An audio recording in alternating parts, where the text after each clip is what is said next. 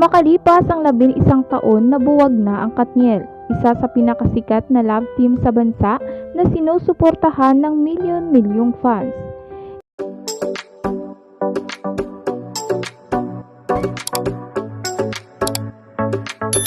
Isinarado na nga ni Catherine Bernardo ang chapter ng kanyang buhay na kasama si Daniel Padilla.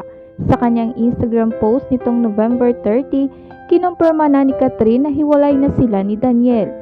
Matapos umano ang kanilang relasyon na may respeto pa rin sila sa isa't isa. Sinubukan pa raw nilang isalba ni Daniel ang kanilang 11 taong relasyon pero hindi na sila katulad ng dati. We've been drifting apart for a while now and we ultimately had to accept for a while now and we can go back to where we used to be.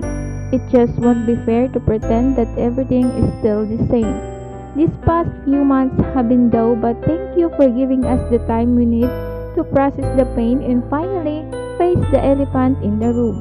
Sa bandang duloy, nag-iwan si Catherine ng mensahe para kay Daniel. DJ, you gave me 11 beautiful years and the kind of love that will forever cherish. I will always be grateful for you. Humingi rin si Catherine ng pangunawa sa kanilang mga fans. Katniel, we know everything you are hurting and trust me, this also hurts us both more than you can imagine. The last thing we want is for this family to break apart with everyone taking sides. Please don't. DJ and I will continue to support each other as we try to heal and move forward from this.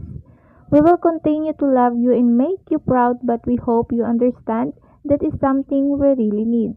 We hope you can join us in this healing process and not let those precious memories go to waste. Kaya natin to.